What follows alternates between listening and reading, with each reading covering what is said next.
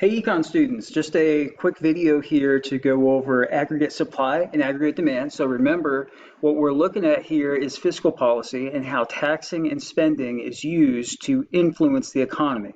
And really what taxing and spending is used to do is to shift aggregate supply and aggregate demand curves to hopefully increase GDP.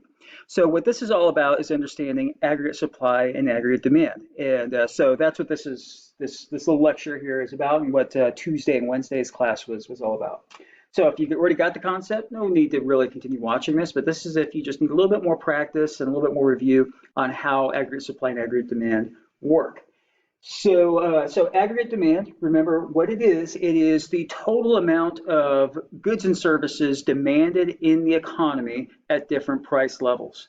And so when you're looking at an aggregate demand and aggregate supply curve and looking at the macroeconomy, this is the way you set up your graph. So on this side, you have your price level. Not just price, because remember, we're looking at everything in the economy, right? So we can't just say $100 for a PlayStation 5 versus a gallon of milk versus a toothbrush versus whatever. No, it doesn't work that way. It's price level, not just price. And then here is everything that is your total output, which is just our GDP. And then you have an aggregate demand curve, which slopes downwards. As I said, this is the demand of all the goods and services in the economy at every price level. So when the price is high, the GDP demanded is going to go down. It's going to not be very, very large. Why is that the case? Because it's just so expensive. There isn't enough money to purchase everything. As price level decreases, the goods and services demanded in the aggregate in the entire economy increases because things are a lot cheaper. So that is what an aggregate demand curve looks like. And just like a regular demand curve, the aggregate demand curve will shift to the right or to the left. It'll increase or decrease.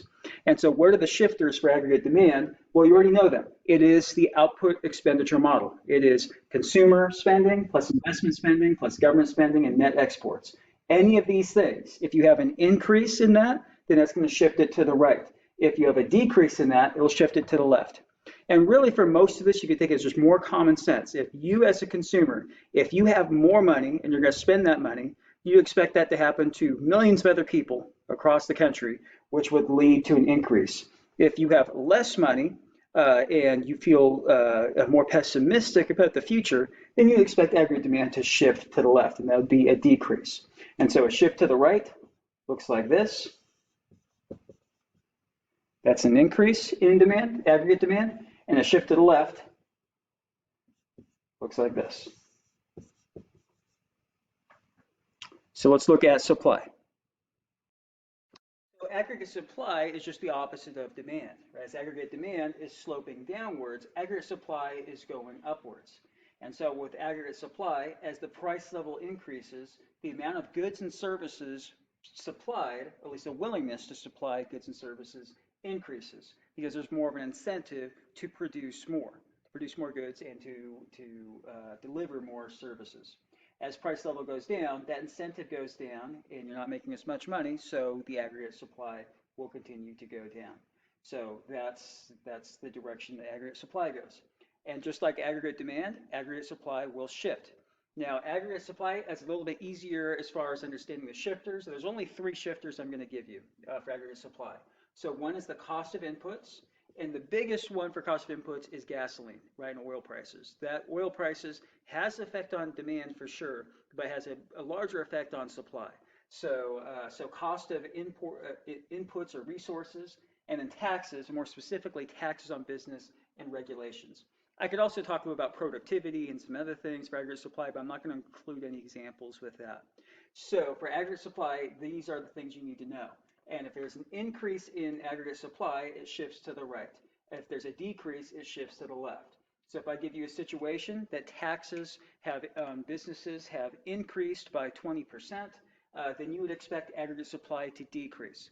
And the common sense thing to think about with this as a business, is it easier to operate your business? Are you have more potential to make more money or less?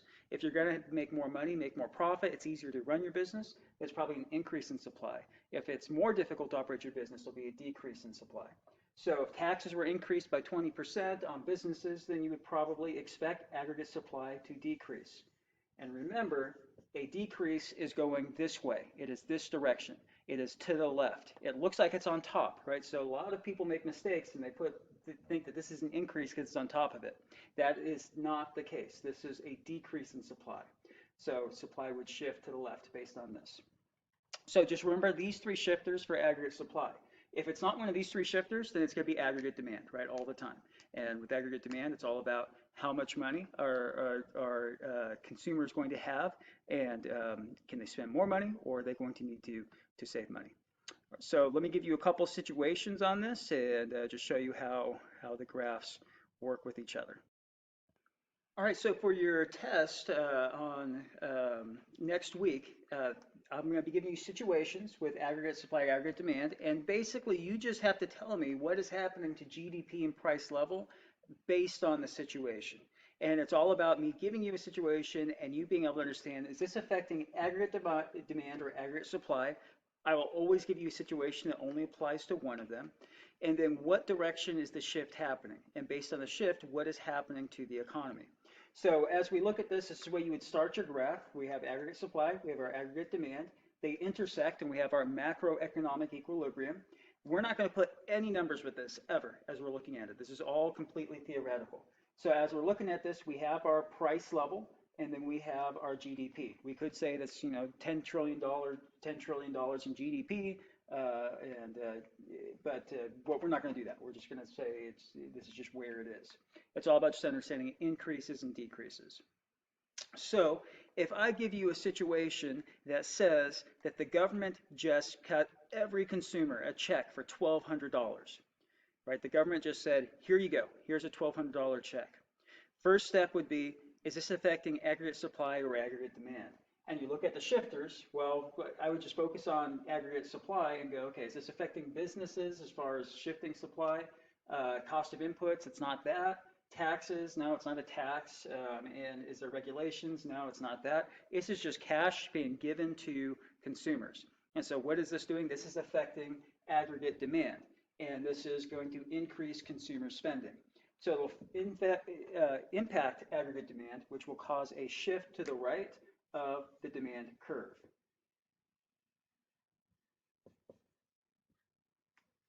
So with the shift to the right to the demand curve, we now have a new equilibrium, right? And the new equilibrium is right there. I'll use a different color.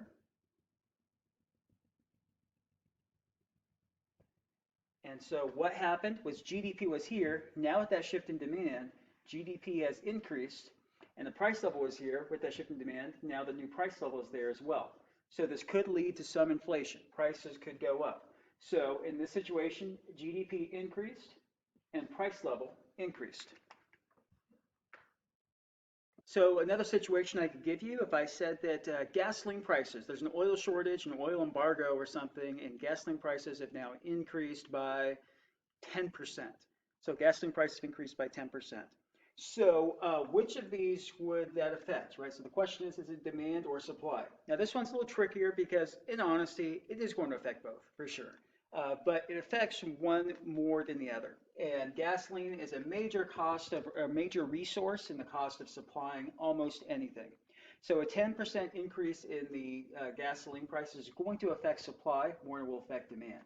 And because gasoline prices have increased, what is that going to happen? What's going to happen to supply? Is it more expensive or less expensive to do business? It's now more expensive. More of your profits are being eaten up by these gasoline prices.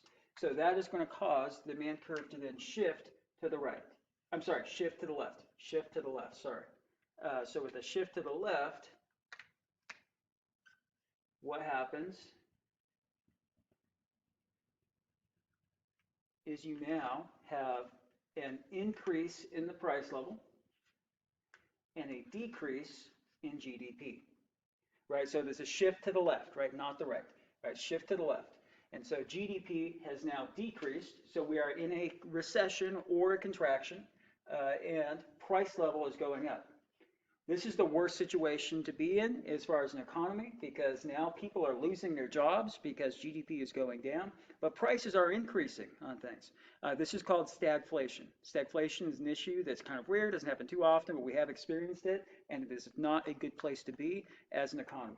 So decrease in aggregate supply causes stagflation. Right, I could also put in here to decrease supply, taxes are increased on businesses or regulations are increased on businesses. All of those would cause a shift to the left for aggregate supply. Okay, another situation I could give you is, let's say that government officials come out, the Fed chairperson comes out and says that he believes that the economy is going to go into a major recession in a couple of months, right? Possibly even a depression, right? So that's bad news for the economy in the future. So what would happen in that situation? Who would that affect? What would be shifting? Well, it's not cost of inputs, it's not taxes, it's not regulations, so it's got to be aggregate demand. And so with that, what you expect is a major decrease in consumer spending. People would not be willing to spend money on cars, on homes, on big ticket items if they thought that there's a chance they might be losing their job in the future, or at least their wages are not going to be increasing. So with this situation, it affects consumer spending, it'd be demand, and it would be a shift to the left. It would be a decrease in demand. And with that shift to the left, we now have our new macroeconomic equilibrium.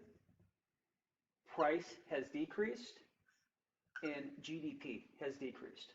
So with that, you'd expect us to go into a contraction or a recession, and you would expect price levels to increase, and so inflation would not be a concern with this.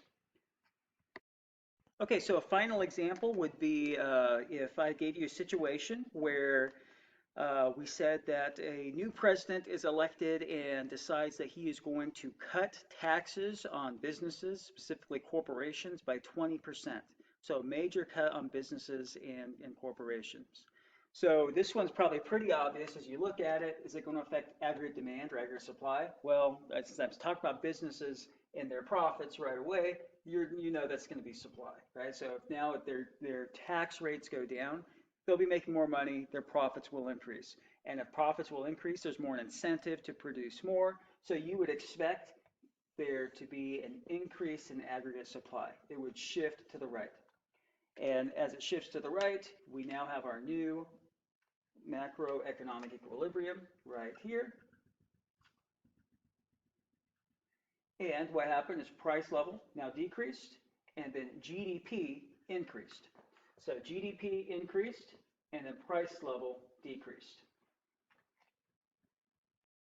So that's pretty much it. Those are the type of questions you'll see on the test, and it's all about understanding aggregate supply, aggregate demand, and understanding the shifting that happens. And so anytime that I give you a situation, either one of these things are going to happen. Either GDP is going to go up and price level is going to go up, GDP is going to go down and price level is going to go down, or GDP will go up, price level will go down, or GDP will go down and price level will go up. Both of these two happen when supply shifts, and then both of the top two happen when demand shifts. So this is what all it comes down to. It's just understanding the shifting in either aggregate supply or aggregate demand. And so the very last topic with this is looking at fiscal policy in particular, how taxing and spending policies either will focus on supply or demand. Is it better to have a fiscal policy that focuses on aggregate supply, which means cutting business taxes, which means cutting government regulations on business, or is it better to have a policy that's focused on demand, which is about giving people checks and increasing food stamps and welfare benefits and creating jobs programs by the government to increase demand? What's better? Well, both of them have their costs and benefits, right? Like everything we've talked about. So that's the very last topic, is just looking at those costs and benefits of supply side here versus demand side. All right, thanks for watching.